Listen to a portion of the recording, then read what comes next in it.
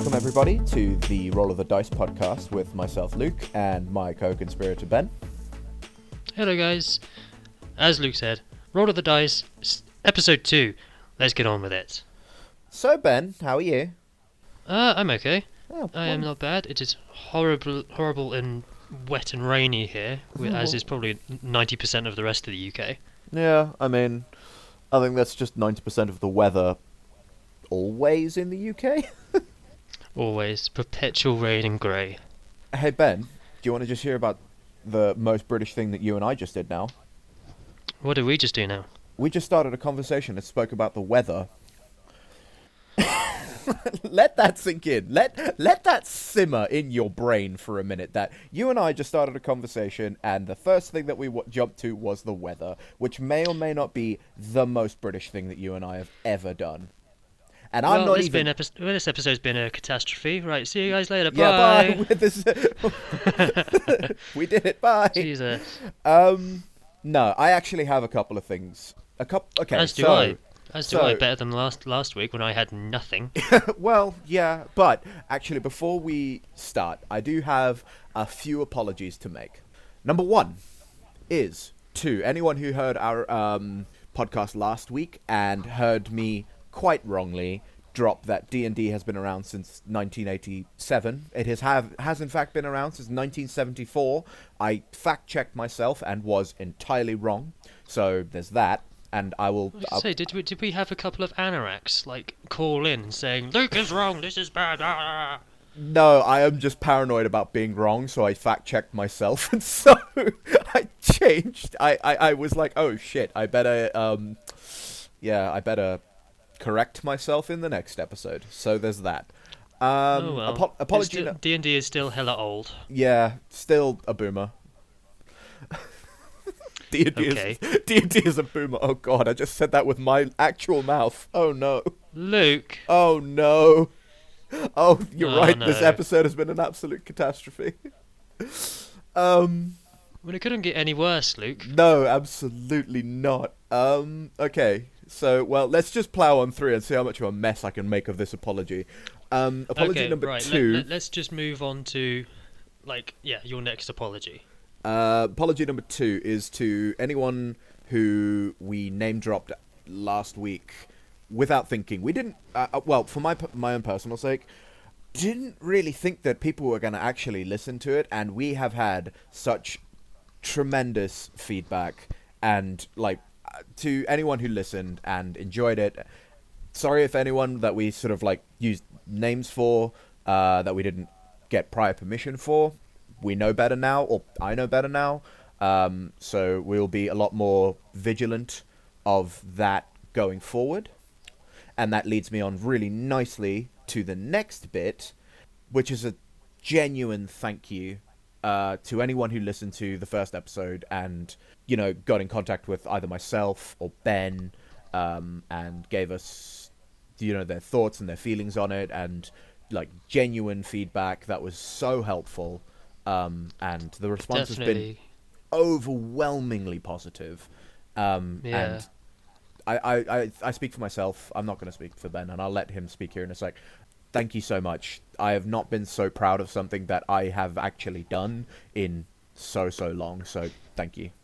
Yeah, definitely. Your feedback and your positivity towards this has been absolutely amazing, and really driven us on, and driven us on to continue this, do more episodes, make things better, and continue to enjoy this thing that we do, that you guys are enjoying as well. I can't wrap my head around something that we enjoy, other people are getting a kick out of it too. Absolutely. And you can even hear that we are so much more invested in this because of your response. I mean, Ben, do you want to tell them about your swanky new toy? So, following on from episode 1, I got a early Christmas present from my dear partner in the form of a little professional microphone. So this audio recording, my voice should be a lot nicer than last time. It is Fingers crossed. Smooth silk to my ears. I can already tell that it is absolutely an improvement, and it's just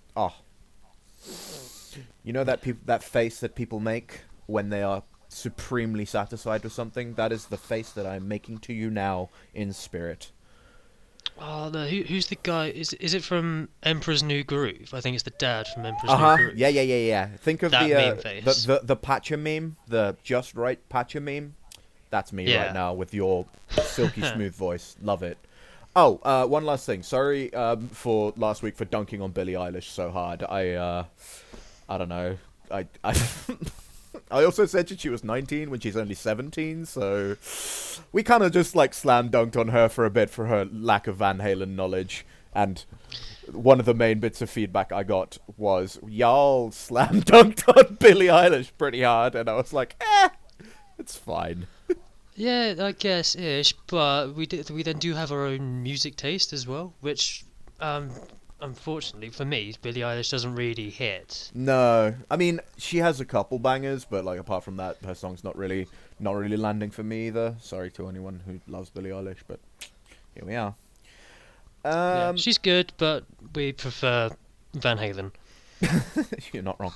Okay, so I started last week. Do you want to hit me with one of your topics this week?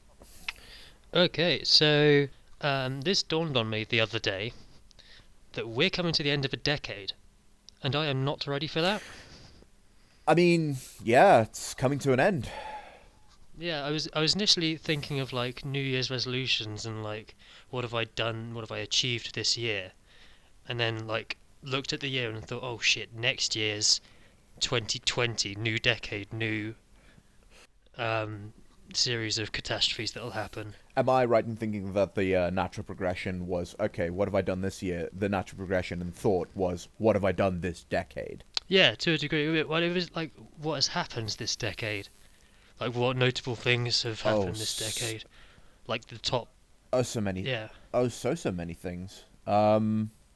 Oh God, why has my brain gone numb? So many things have happened in the last 10 years. and then along that lines, I thought for this we could like look at our film of the decade or film or game of the decade. Okay, interesting, because I've actually got as talking points, I've got a bullet point for game of the decade and film of the Oh, decade. brill! Yeah, so we are on the same wavelength, my man. And Um, considering how games have changed over the past 10 years, like they've come so far. Like back 10 years yeah, was so far so like quickly. what was it? Like the days of Halo Reach, Yeah, and then now we've got 2010 Halo Reach. yeah. Then now you've got like VR as a mainstream, very like approachable.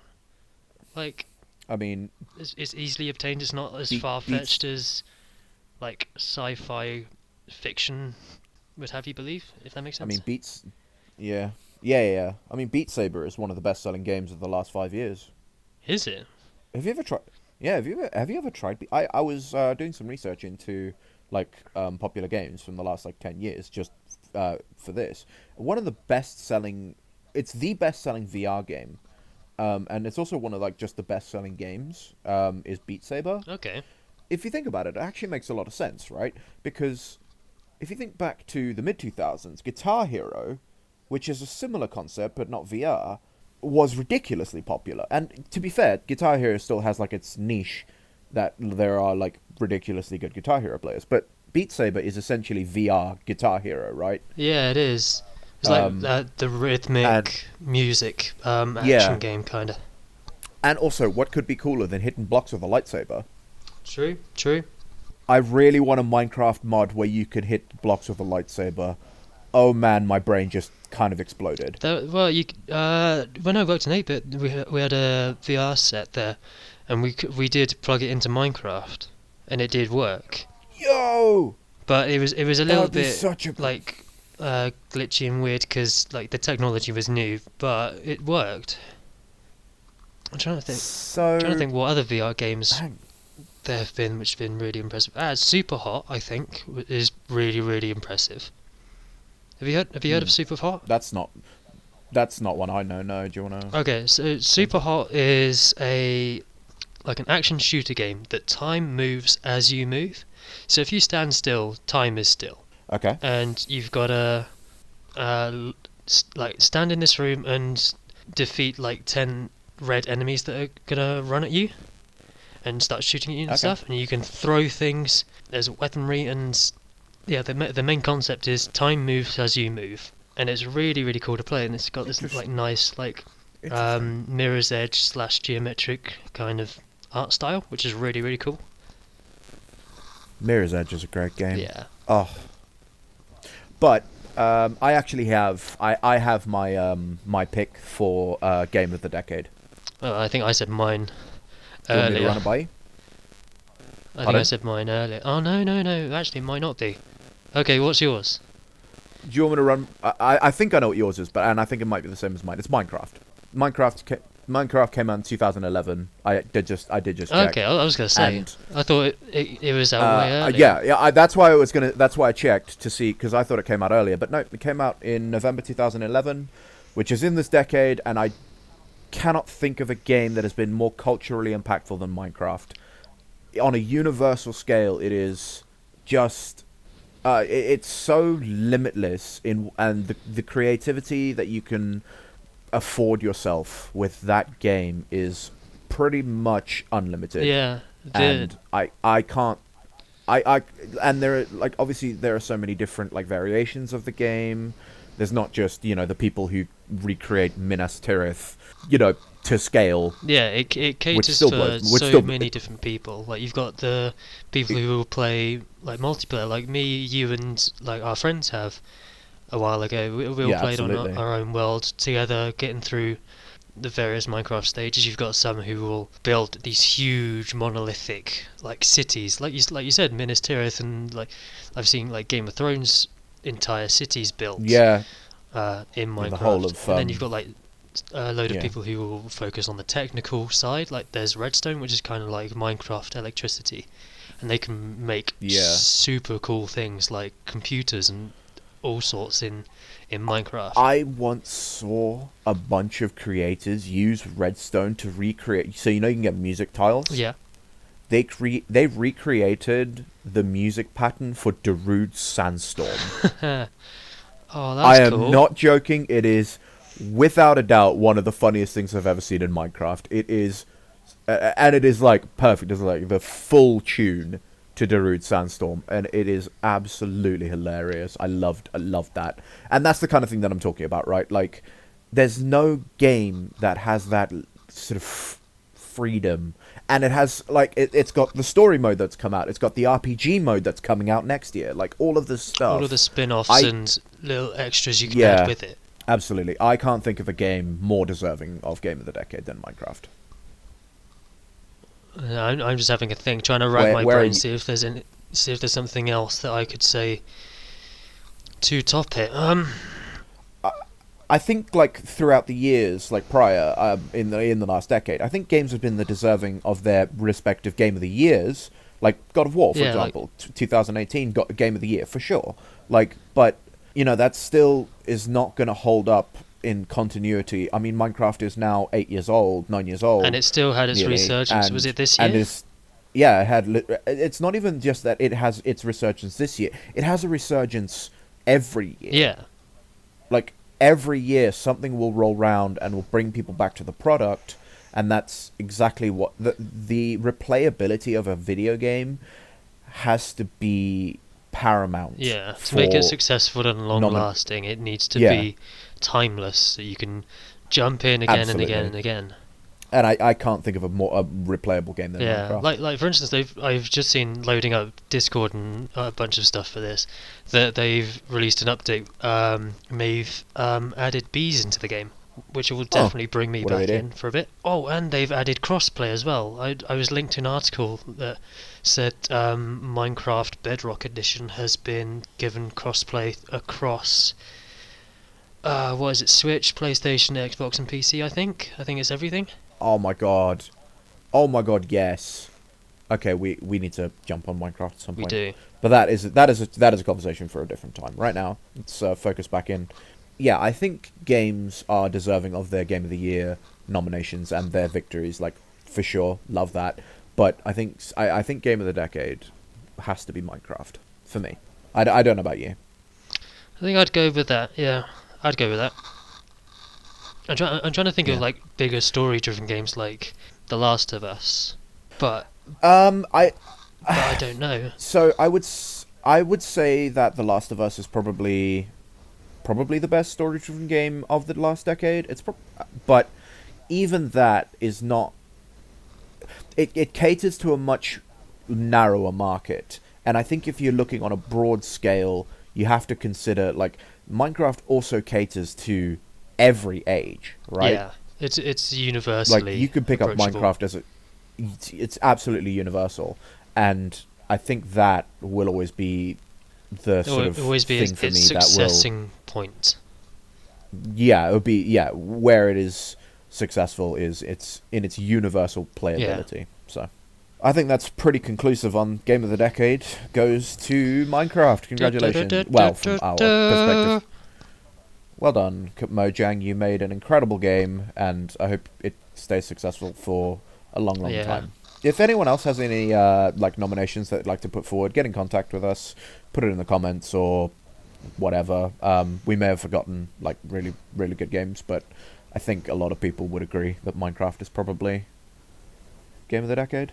I'd say so, but Um, there might be games yep. that we've not heard of yet, or ones we like you said we just didn't consider at all.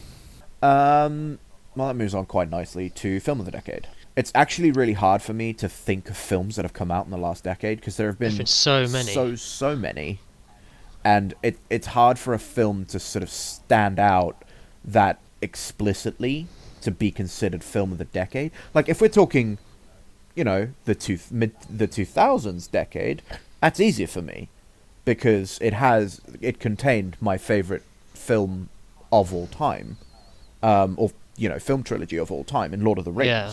That would be my films of the decade, or like as a universal sort of thing. It would be that.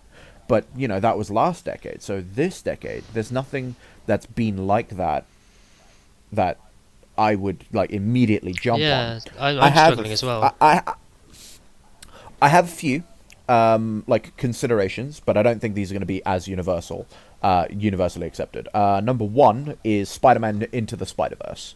Oh yeah, yeah. I personally think it's the best. Let me qualify that. I think it's the best animated feature of the last decade. And I'd don't get me say, wrong, there have been some absolute. but then again, you've got the heights of that Frozen reached, and that's kind of Yeah, but the first Frozen was 2000 and what was it? 2000. no, it wasn't. Oh no, it was 2000. It was 2013. Yeah, no, you're right. It was 2013. Yeah, I thought it was because I was at I just uni when it Googled came out. That's true. I mean, I know unilaterally, I would say Frozen is probably the most popular animated feature of the last decade. But it could be popular, but not any good. Well, I still think Frozen is good. Like Yeah, it is good, I'm but not there gonna. would be better things. I think. Yeah, and if we're gonna, okay, so I think for this kind of thing, you can't like be you can't give like an objective. This is the best like unilateral decision because we're speaking for just you and me, right? Yeah, because people have got different So, opinions and different exactly, tastes like, and whatnot. On a subjective level, I preferred Into the Spider-Verse than I did to Frozen, and I would say it's my favorite animated feature of the last decade. Everything about it was incredible for me. Yeah, I'd go with that because it animated itself in a very different Yeah. way than everything else before it has done. Because Yeah, it was very- it incorporated lots of like comic book style like flashes and the way that in some scenes like the colors were like weirdly shifted off, but that made Yeah. it like so much more surreal, and it felt like supernatural, or like, well, super in a way, rather It than really- just having it like really- particle yeah. effects. It really lent into the when the colors shifted. You know, when you like change the you when you palette swap something, Yeah. like when you color swap something from like light mode to dark mode or whatever, it really lent into that, like the multiverse is collapsing, so color and time and everything is also collapsing and like twisting. Yeah. I love how they lent into that with their animation. It was just so well done. Yeah. It really like stretched what animation could do that hadn't been done before. Another offering I would have for film of the decade, or maybe not film of the decade, but musical of the decade, is La La Land for me.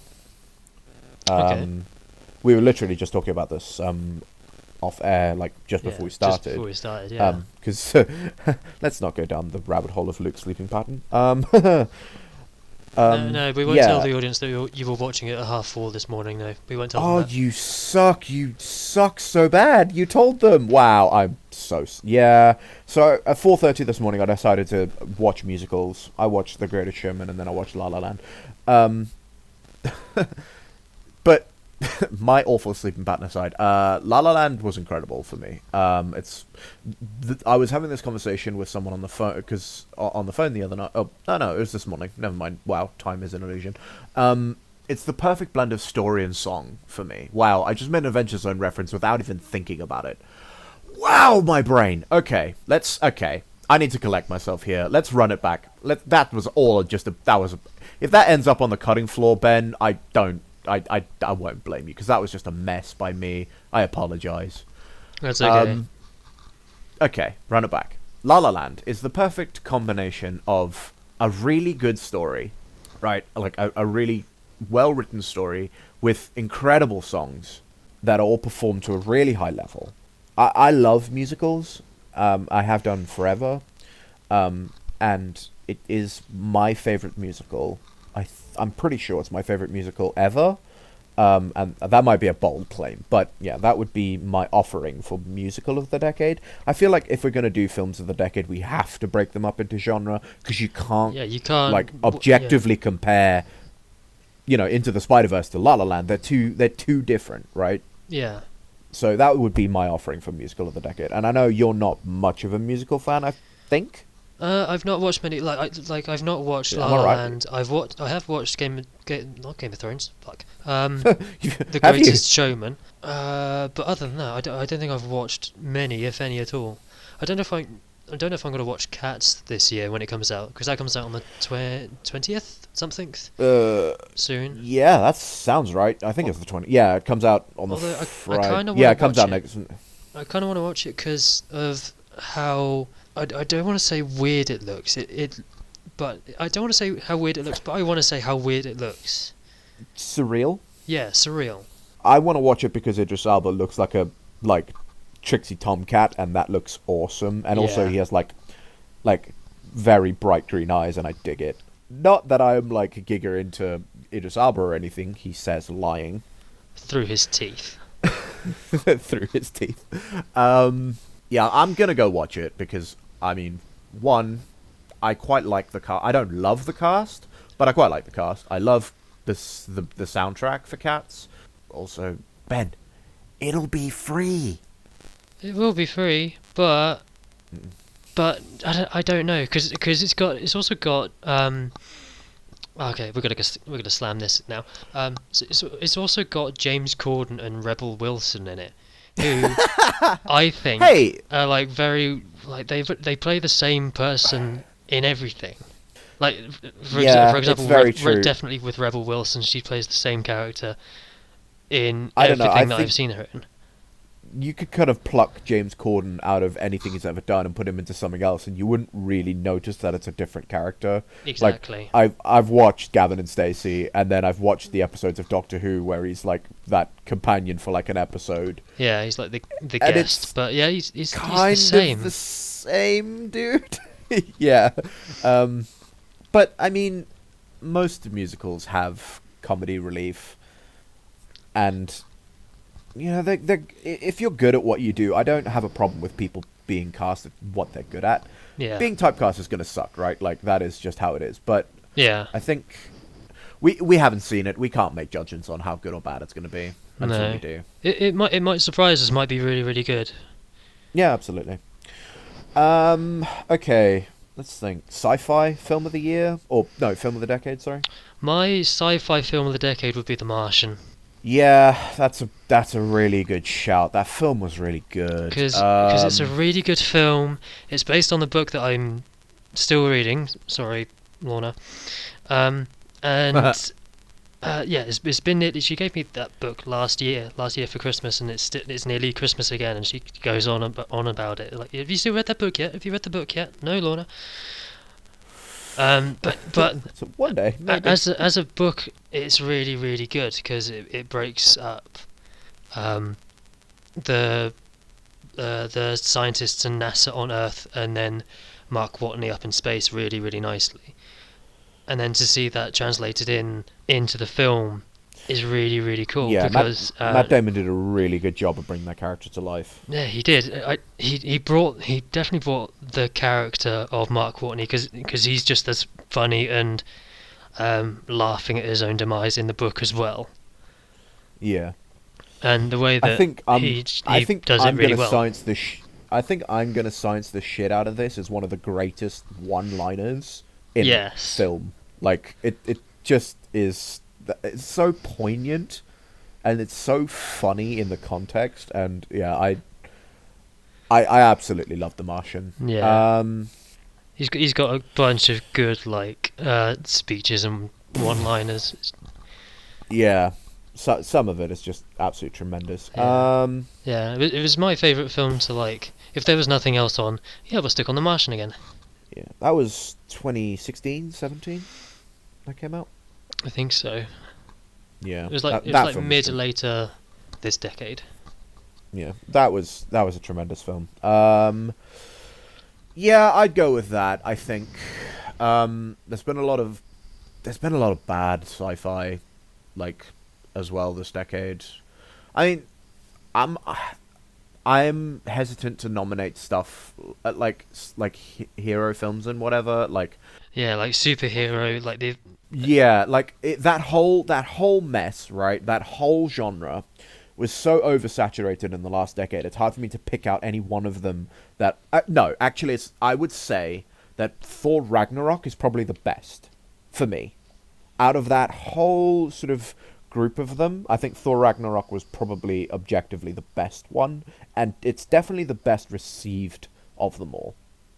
yeah, it was a good like break away from the Yeah, superhero norm to be. it was such a shot in the arm. Like, it was such a revitalizing, invigorating thing to watch in such a sort of saturated market. It was like, okay, we're going to take all of these tropes and all of these things, and we're going to carve out our own niche with this awesome soundtrack. Yeah, And you know, they kind of built on what the Guardians of the Galaxy, sort of that foundation that laid. Because that was also really good. The first Guardians of the Galaxy was really great. yeah, it set the bar real high for that kind of superhero genre. Because Guardians of the Uh, Galaxy and Thor Ragnarok like took the superhero thing and went, maybe it doesn't have to be all doom and gloom. Maybe we can just be funny with it, have fun. Yeah, exactly. And it was. And it Yeah, stuck it's real such a good. departure. Yeah, exactly. It was such a departure from the sort of massive doom and gloomy.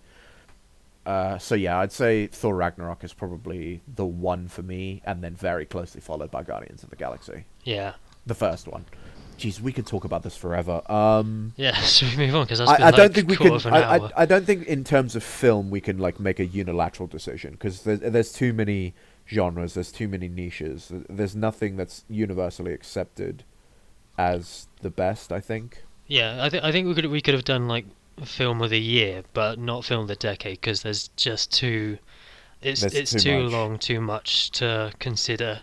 I actually would like to. While we're on the topic of film, there are a couple of films and things like some rumors, some changes to stuff that I want to talk about.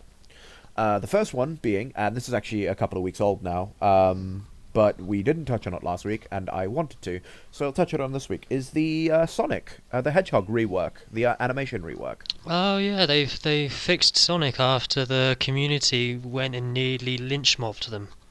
Yeah, So for anyone who doesn't know, the original live-action Sonic film was, well, not good, not great in terms of how it looked and how it was received by the public. It was like the animators had been given a child's drawing of Sonic and said, Yeah. animate this. Yeah, you know the Sonic meme, the gotta go fast meme that looks like Sonic? It was like someone was trying to animate that instead of actual Sonic. Oh, It was Sonic. Yeah, Sonic. Yeah. um it was just an absolute Appalling. horror show. So the whole company went back to the drawing board and have reshipped the product, and Sonic actually looks like Sonic now. As he should do. As he should do, and I- it I- has been it has been praised, and people are like, okay, cool, Sonic is back. I really want to I see have- like the board of directors as that trailer hit and all the comments like flooding in. I wanted to see their faces go, "Oh fuck, we messed up here big time." I imagine it when someone along the lines of this is like, well, that ain't gonna land. We're gonna have to rethink our strategy here, lads. Yikes. Big yikes. One thing I will say, and this is a comment that I actually heard someone else that I know talking about, a thought, and spare a thought for all of those animators who had to have all of their work redone. Like, it probably wasn't their fault that they were told to animate in a certain way, and animators are just unbelievable at what they do. Yeah, they put a And they, tremendous amount of hours into such Yeah. a difficult thing to Absolutely. And do. Yeah. spare a thought for them having to have all of their work redone. But as us, the sort of consumers of the products that people put out, very thankful for the Sonic rework, because Sonic has the potential to be awesome, and I really hope it is. Yeah. F's in chat for all those lost man hours. What was the next thing I was going to say? So I've got a couple of topics. Okay, no, you go ahead. Go ahead.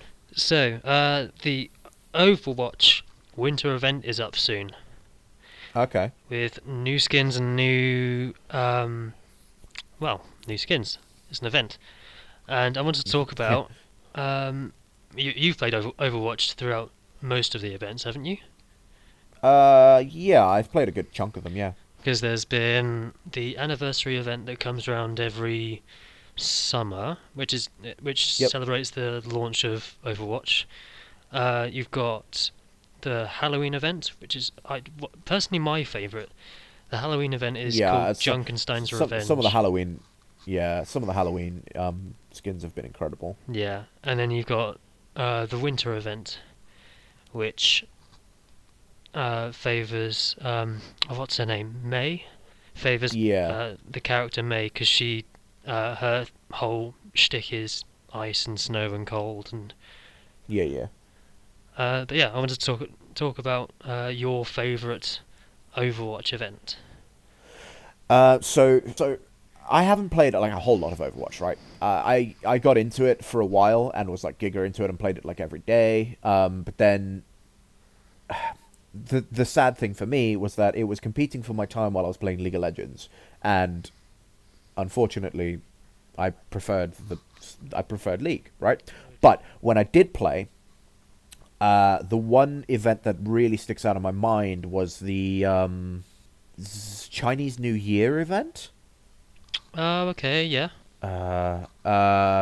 And they had some seriously cool like Chinese zodiac skins, and it had a very like sort of cultural, like Asian cultural feel to it, and it was very cool. There were some super dope like Chinese zodiac style skins and like banners and icons and stuff that you could get. I remember playing that a lot around that time. And the other one that I remember playing a lot of was was it the Olympics event? The Summer Olympics? Yeah. Is that a thing? Yeah, Yeah, there's I think it's called the Summer Games, I think. yeah, the summer games. Played a lot of that. And I remember like grinding and grinding and grinding, trying to get the uh, summer games skin for Tracer What because it was was she? She very was some cool. kind of yeah, because each She character was in that she, had their own kind of event-based skin. yeah, she was a hurdle jumper. Oh yeah, yeah, that was her. Yeah, I love the Olympics. It's one of my like favorite sporting events of ever of any time. So that just like that was like right in my wheelhouse. Hmm. I've actually been thinking of getting back into Overwatch. Like it seems like it's like a lot more diverse now, and yeah, I should do that. But I don't ever have feel like I ever have time. Also, I don't think I have a copy of the game right now. But nah, whatever. Well, when you get your laptop back from whenever it's getting fixed and sorted out, maybe we can like have a look at see if it's on a sale or something. Yeah, for sure. But yeah, for But me, yeah, my favorite event was the Halloween event because of how like like theatrical and pantomime the whole yeah, like intro was. yeah. And I the premise of that event was you're defending this castle from these like zombie robots, yeah, and that I love that kind of um, game where it's you and a team defending something against waves and waves of yeah, repeating enemies. yeah. I mean, there's a reason that tower defense games are so popular because it's such a They're, basic concept, right? And you can expand on it in on like pretty much any sort of conceivable direction, and it would be pretty good. yeah, it's got good, as we were talking about earlier. It's got good replayability, I think. Those Yeah, for kind of sure. games, because Yeah, and yeah, because like you said, you can spin it in a few different ways and have a new take on it, and yeah, it still work. And I think that wraps that topic up. You got anything new? yeah. Well, I just a quick mention here for like a few. So we're gonna run back a segment from last week. We're calling gaming rumors, but we're gonna expound on it. We're gonna move into I'm gonna call it media rumors, right? So that where we can like cover gaming, film, blah blah blah blah blah. The first one that was a rumor and is no longer a rumor. It is now actually an official release. Is a new BioShock game. Oh, I'm Uh, excited. I'm still playing yeah, through the first set. I have played all of the BioShock games. They are all really good, and I can't wait for you to have played them. I don't want to give away any spoilers or anything, but BioShock is awesome, and I'm very excited about a new BioShock game to come out. It's a fantastic series, and I love it. I'm not sure what direction they're going to go with it, but it has been officially announced now by the whoever the creators are. I What can is never it? remember. Is it 2K? I can't. Maybe. I can't remember. I wanted to say BioWare, but that's called the name is BioShock, and I'm a goober. Um, Well, it could be. Not sure. I can't remember. But yeah, so that was a rumor and has now been confirmed. So that is awesome. Yeah, I've got 1 and 2 remastered, and I think I've got Infinite as well, but I've not played through them all yet. I remember getting like a part of the way through the first one, and then I don't know. I think another game jumped into my face and said, "Play me, play me, play Fair me." enough. Fair But enough. I shall have to try and finish them before it comes out, because it comes out early next year. Was that right, or am I Uh, making things up? don't think early next year. I think it is next year, but I don't think it's early. I think it'll be sometime next year. Maybe sometime next year. I don't exactly know when. So a few other sort of like film related rumors. There are a couple. Kevin Bacon came out on Twitter the other day saying that he'd be down for a Tremors sequel or a Tremors return. Okay. I don't know if you've ever seen Tremors. It's I've heard of pretty it, cool. but not seen it. Yeah. It's quite funny. I quite enjoyed it. And I think a lot of fans. It's like one of those like cult classic, like it's like fan favorite films. Like a lot of people are like, oh my goodness, Yeah, Um, it's like yeah, a if you watched it, you loved it, but it wasn't like yeah, exactly. all over the sunlight and in the faces of everyone. I think. Trying to I think don't know. of. Sorry, I'm just. Whenever I see or hear Kevin Bacon, I always think of the EE adverts rather than Yeah, like well, any film he's that. been in. Yeah, it's kind of sad, really. So I'm just quickly just checking on my source, my main source for like information for rumors and stuff is comicbook.com because they kind of have everything. Okay, I use Kotaku. Yeah, that makes sense. Oh, this is not a rumor. This is actually a confirmed thing. But the Mortal Kombat film coming has release date has been moved up from December 2021 to March 2021. So they must be ahead of schedule, I guess. Okay, So that's, that's very cool. that sounds Um, promising. yeah, I love Mortal Kombat. Like it, I think in terms of game to film, it is a very difficult thing to pull off.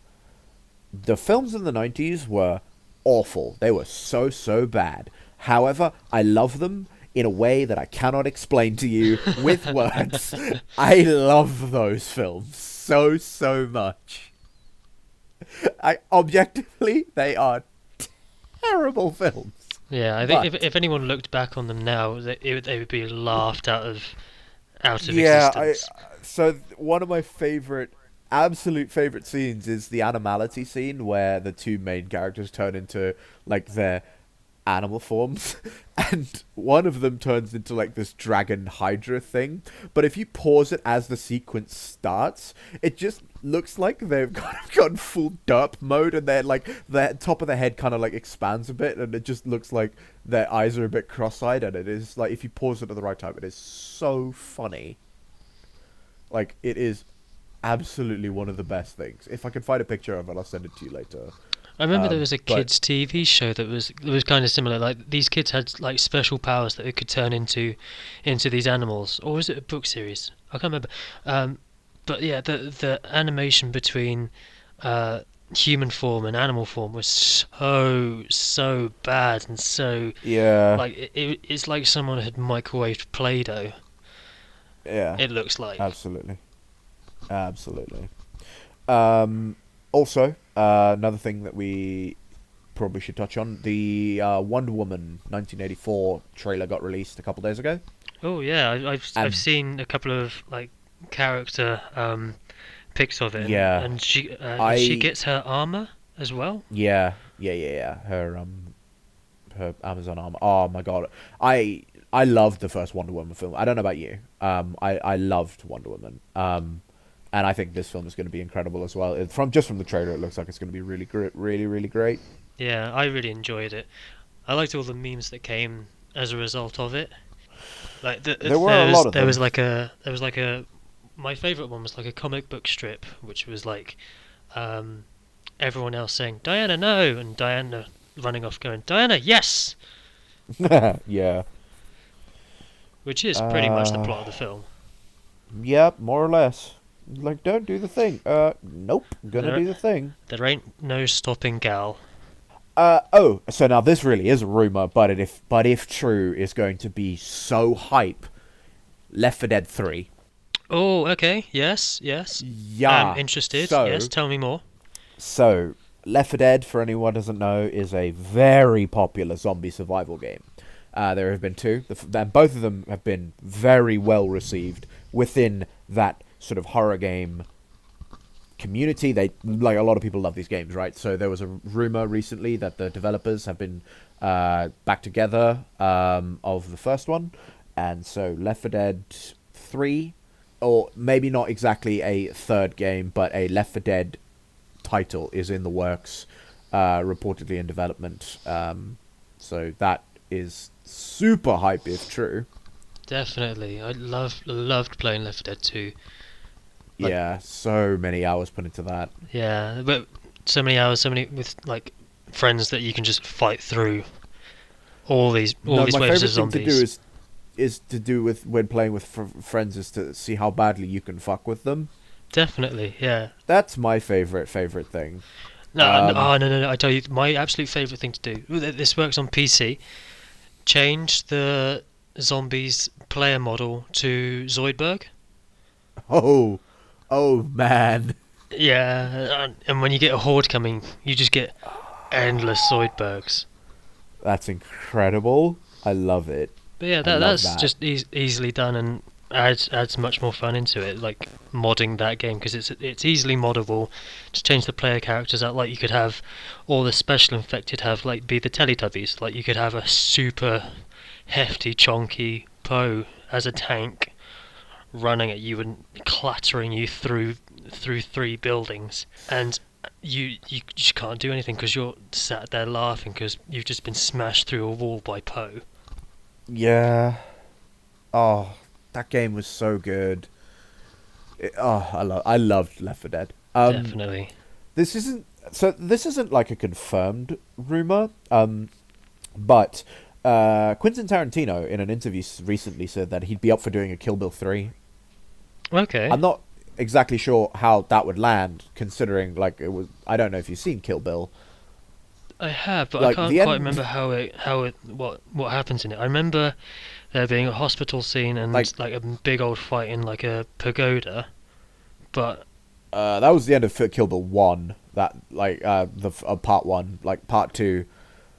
Like it's pretty conclusive as how it like sort of shakes down. Like I don't. You know what? It's been long enough. If this is spoilers for anyone, tough. She kills Bill. Like she goes and retrieves her daughter from Bill and kills Bill. Like it's right there in the title. Like I don't know what to tell you. Like I don't know how they're gonna do a Kill Bill 3. I don't know what that would entail because she gets revenge on everyone who, you know, tried to take her out. Yeah, if the story arc's done, where can you go? Exactly. So I don't know how that would be a thing. But it is what it is. Like I guess do what they do to make money. I guess I don't know. I don't know. Yeah, I wouldn't have expected that from Quentin. No, he doesn't seem the kind of person to sort of jump on the sequel sequels. bandwagon. Exactly. Yeah. But I'll have to watch the second one again. If what I remember is the first one. I'm gonna take like a quick 2-minute break, just to grab some water because my throat hurts a little bit, and go to the loo, and we will be back shortly.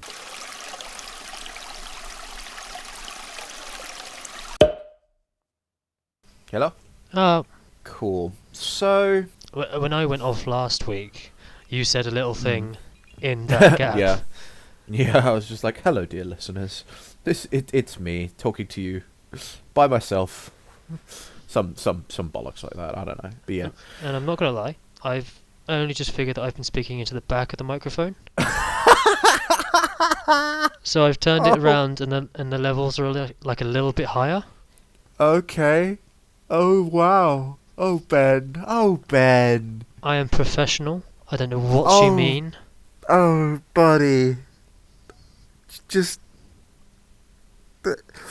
okay, I have to, like, I'm gonna derail this whole, like, stop the podcast. No, don't actually stop it, but I have to tell you about this story from this morning. So, Okay. I just got done watching Greatest Showman. Yeah. And I got a phone call from Alex because I was responding to him on WhatsApp.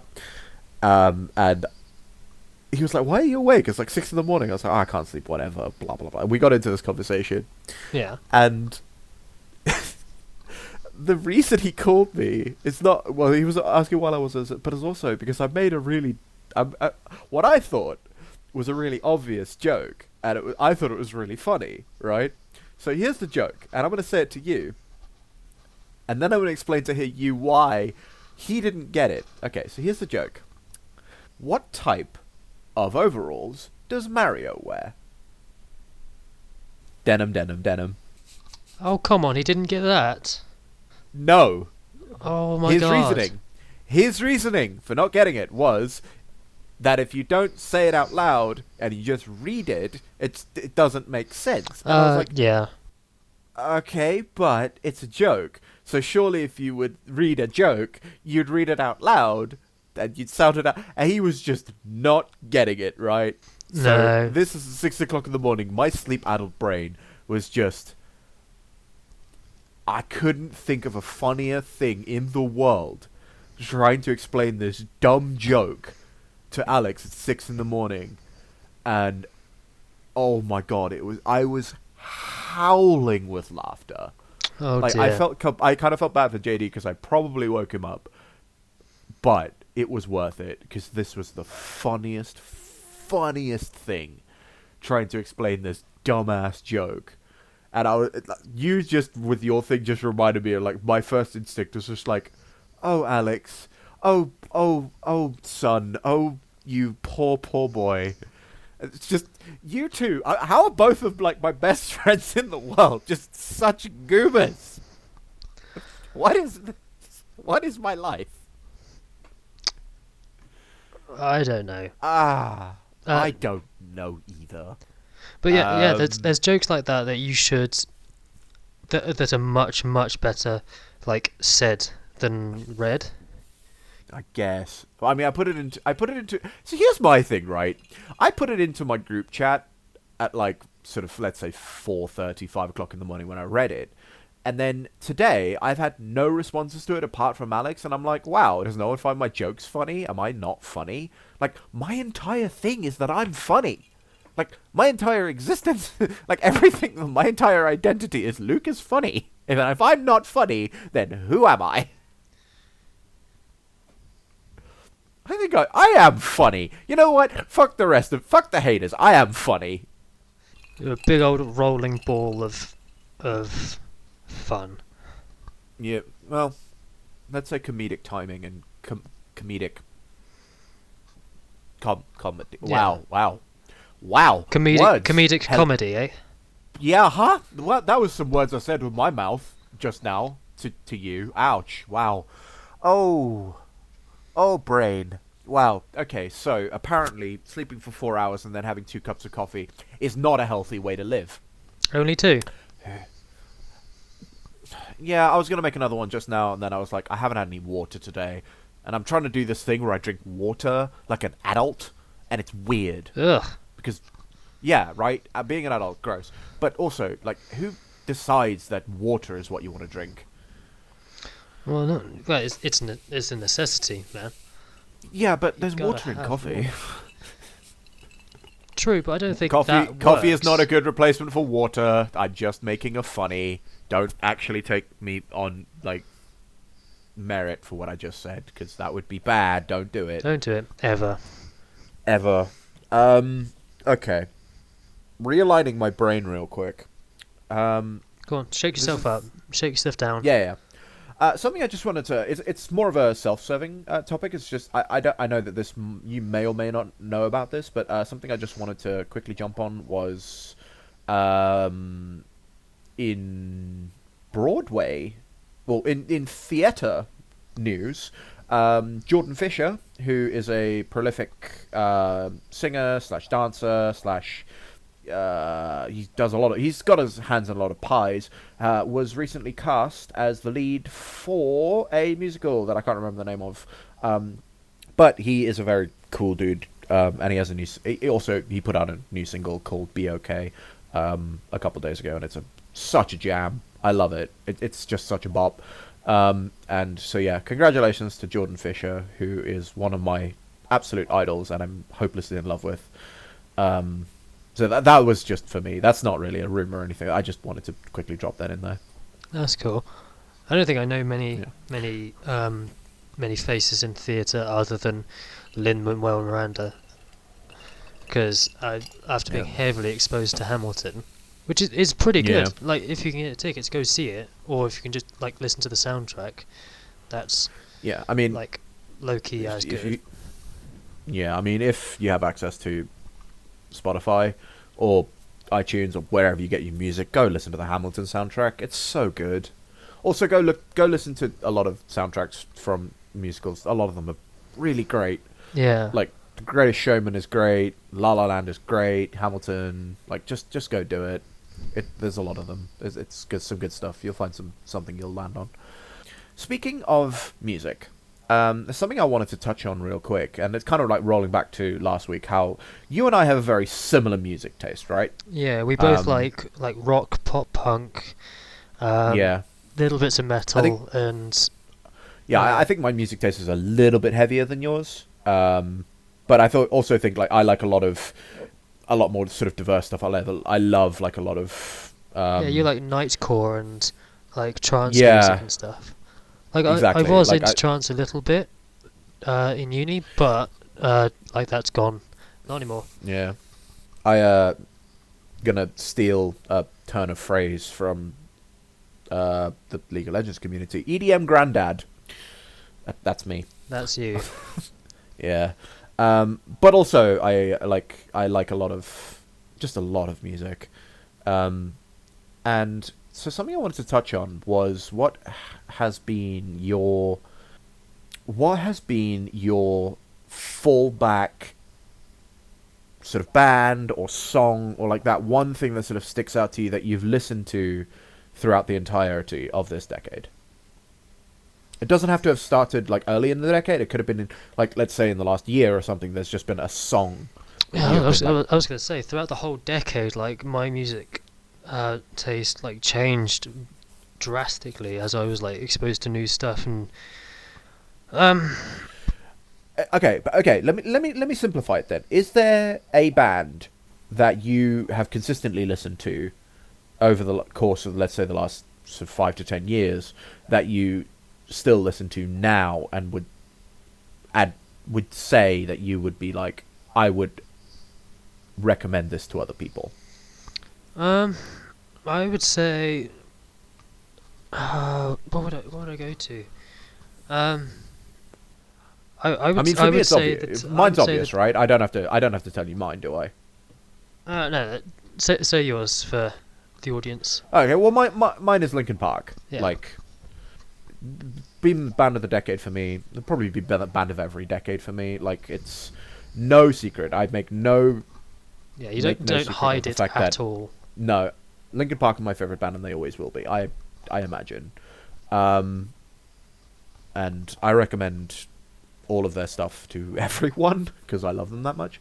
But I actually had a thought for yours would probably be Green Day. Yeah, I was thinking Green Day as well, but I've kind of listened to them less and less, especially this year and like over the past 2 years I've listened to them less. But I've like expanded and like lots of like Sure. new little bands have like popped up on my radar. Sure. But yeah, I think Green Day over the whole course of the decade, but recently, over this year and last year, there's been a band that I've really enjoyed called The Fame. It's Okay. THEFAIM. And FAIM. FAIM. And I really like them. They're a good like alt rock band who I love alt rock. they don't sound they don't sound like they're trying to be anyone, but everything really like good. sticks and fits. Yeah, I would recommend them over for my band of I'm gonna go with band of the year, but my band of the decade has probably been Green Day. Okay. No, that's cool. Yeah, I love one of my absolute joys in life is discovering new music.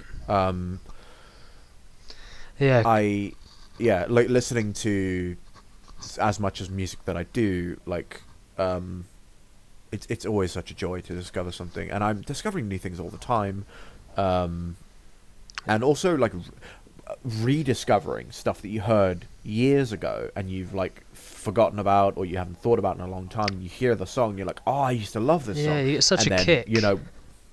Yeah, exactly. It's like I heard Metalingus by Alter Bridge, which is a song I was obsessed with like years ago, back when Edge was still wrestling and it was his intro theme. But no, I loved that song and I loved Alter Bridge like 5-10 years ago, or whatever, and I heard this song like on a playlist or on an advert or something. I was like, oh wow, this song. So I went back and listened to it again, and I was like, this song's still really great to me. And I added it to my I've got a playlist on Spotify called Rediscovery, and it's songs that I used to listen to like back in the day, and then I hear it and I'll add it to that, and I'm like, okay, I used to love this song. That's quite a good idea. I'll have to try that. Yeah. So yeah, I love discovering and rediscovering new music or old music or whatever. Like I love hearing stuff that I haven't heard in a long time or never heard before. Right. Yeah. Yeah. Yeah, like when I listened to the Fame to start off with, I was at a at Lower Than Atlantis gig in Reading, and they were one of the supporting acts, and I really really dig them, and then just followed them there on, and I sort of saw them again at Slam Dunk the next year. Yeah. And yeah, I still really really like their stuff, and because they're a smaller band, they're bringing out more and more new things as they're growing and stuff. But yeah, like local gigs is where everything, like it's so easy to discover stuff locally. Yeah, exactly. I mean, this is the one issue that I'm having, right, is with new music. My favorite, like, it's unlikely there's ever going to be new Linkin Park music, which is, it's such a sad thing to think about, right? Yeah. But, like, it will always be there to fall back on. Yeah. When I don't know what... This is the thing, right? Whenever I don't know what to listen to, I'll just throw on a Linkin Park album. Yeah. And I love all of their stuff. That it's never like, oh, I'm listening to Linkin Park again. It's like, oh, okay, awesome, I'm listening to Linkin Park again. Yeah, it's not going to be like a... I'll listen to this, I'll skip this song kind of thing. It'd be, oh, cool, yeah, exactly. This is on. Yeah, exactly. It's not... I'll tell you an album that holds true for that, especially for me, is American Idiot by Green Day. Yeah. It's like there are no songs on that I would ever skip. I love all of them. I know all the words to every song. And I've listened to it so many times. And there's no song that I'd be like, oh, this is kind of a bad song on the album. Yeah. And, like, it American Idiot came out like 20 years ago. Yeah, it came out. And it still holds up. Yeah, it came out like... what was it, like 2005? Something like that? I think I remember I remember there was like a little like thing with it. I think it came out during when George Bush was president, and the whole thing of George Bush was the American Idiot only came to light like a couple of years ago. I think that they only announced it that George Bush was the American Idiot a couple of years ago. So that would place it. Okay, so September 2004 is when that came out. Yeah. And yeah, that is just an incredible album. Like, this is the thing, right? Sometimes a band or an artist or something will just land on an album that is just amazing start to finish, and you just like you don't skip any of them because you want to listen to the full album. Like, you can hear individual songs by different people, and like, I love this song, but it's a lot more difficult, I feel like, to sort of land on an album that people want to listen to the entirety of. Definitely, because there's a lot of albums out there where the top songs are like songs 4 and 5 in it, and it feels like a lot of the other songs are maybe just like filler songs to fill out an album, when what you really want to listen to is like only 2 out of the 8 songs. Yeah absolutely. Well, I don't have a lot more to say this time. Do you have anything else you want to talk about? That's me cleared out. The only other thing I've got, which we kind of like covered, is like podcast launch reactions. Yeah. Cannot overstate how overwhelmingly positive people have been towards this, and it has been an absolute joy to I am addicted to doing this now. I want to do it like all the time. I want to do like other stuff. I want to get my hands into like other stuff, and like talk about like specific stuff as well. I want to do like like speaking about doing like podcasts about like one thing, and like speaking extensively about that one. I want to do stuff about like D&D and all of this stuff. I'm hooked on the idea of doing it. Well, I guess we now, can dedicate certain episodes to doing, like, we'll speak primarily about D&D in particular episodes. I had an idea to do that before the launch of The Rise of Skywalker, to do a deep dive into the Star Wars universe, but, I mean, that would be an entire episode's worth, right? And I don't think we're going to be able to get that out. No, we wouldn't be able to in have time the scheduling to be able to do it in time. Exactly. Because it comes out in like a week and a bit. Yeah, it's a week. It's a week today. Oh, okay. Comes out. Yeah, week today.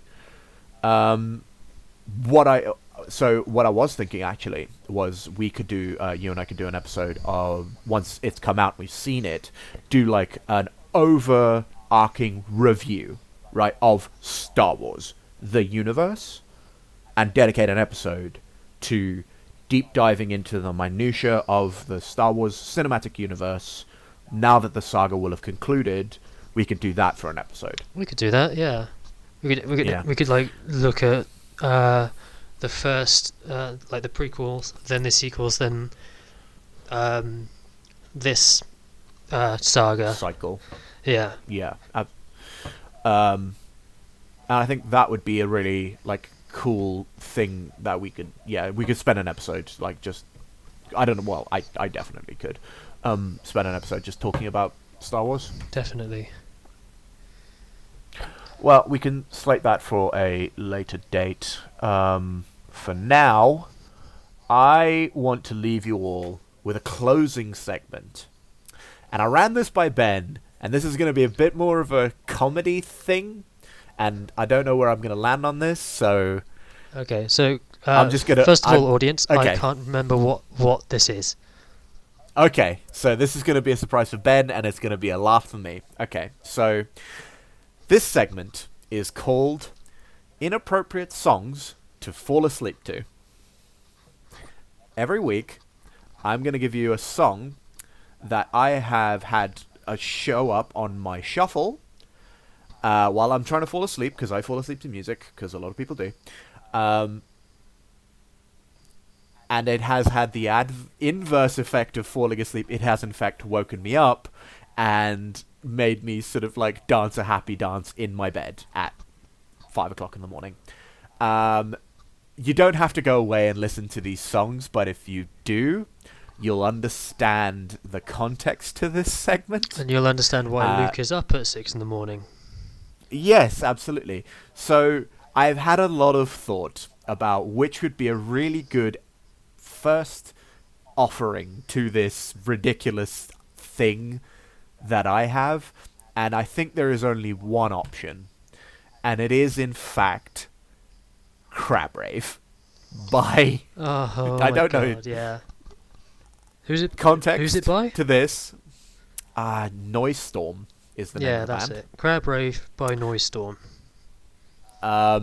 Context to this: there was once a morning where some friends of ours were up quite late or quite early, and I was talking to them, and I was meant to be I was falling asleep, and they were just getting up, and this song came on while I was trying to fall asleep, and...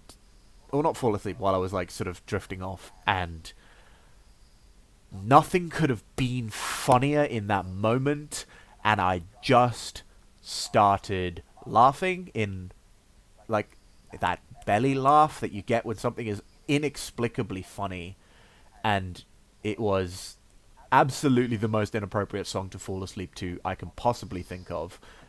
So that was my offering for my offering to this stupid segment that I thought was funny, now starting to realise that it might not be as funny as I originally thought, but we live and learn. Yeah, if you do like listen to it, try and watch the the music video to it on YouTube. That adds a bit more hilarity to it. Yeah, they have a dance, and then it's so funny. Go listen to Crab Rave, and you'll understand why my mind is a mess. That's all I got. Should we wrap up here? Yeah, I think that's all we've got from the both of us. Okay, cool. Thank you to everyone who listened to episode 1 again. Your positivity and your feedback has been incredible. Absolutely would ask for the same on this episode. But My brain just went numb. Brain, hello? I think I just encountered another mind flayer. That's going to be a recurring theme week to week. You did a me from last week. Yeah. But yeah, if you've got any comments or Yeah. anything, I'll throw up. There will be like contact info at the end. Yeah, just approach one of us, like throw us a message or comment on this video. Yep. Or comment on the various social media, like, shilling that we'll definitely put up, because we put it out, like, I put it up on my Twitter, Ben put it up on his Instagram, we put it up on Facebook, like, that's how people sort of, like, were getting what we're, like, getting into it.